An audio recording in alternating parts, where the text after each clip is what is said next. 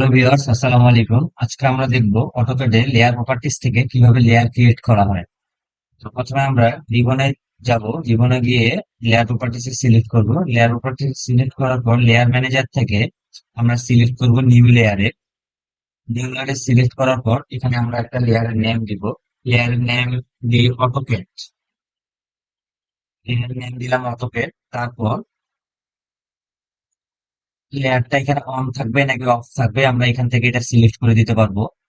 তারপর লেয়ারটাকে ফ্রিজ থাকবে নাকি আনফ্রিজ থাকবে আমরা এখান থেকে এটা সিলেক্ট করতে পারবো।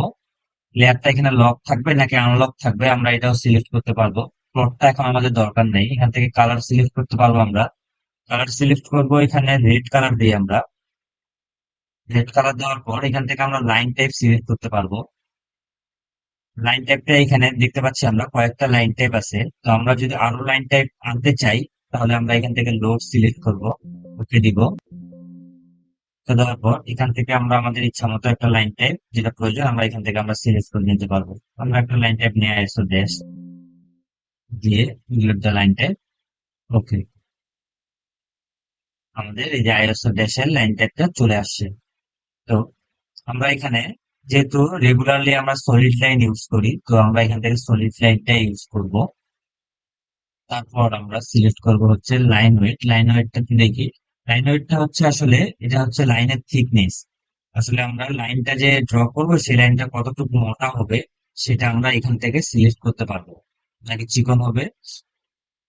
তো আমরা এখানে সিলেক্ট করব ডিফল্ট অথবা 00 যেটা আমরা রেগুলার ইউজ করা হয়। তো আমরা ডিফল্টে রাখলাম, ওকে।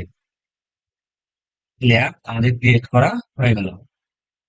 এখন আমরা যদি চাই যে এই লেয়ারটা আমরা আমাদের সেট কারেন্ট করে রাখবো, তাহলে আমরা সেটা করতে পারবো। তাহলে হবে কি, আমরা যেটাই ড্র করি না কেন তাহলে আমরা আর নতুন কোনো লেয়ারে ওটাকে আমরা দিতে হবে না। যে লেয়ারটা অটোক্যাড এই লেয়ারেই সেটা ড্র করতে পারবো।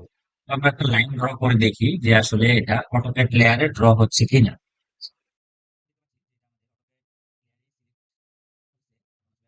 সিলেক্ট করে দেখবো যে আসলে লেয়ারটা ঠিক আছে কিনা। আমরা দেখতে পাচ্ছি যে হ্যাঁ, এটা অটোক্যাড লেয়ারেই আছে। তো আমরা লেয়ার ক্রিয়েট করা হয়ে গেল।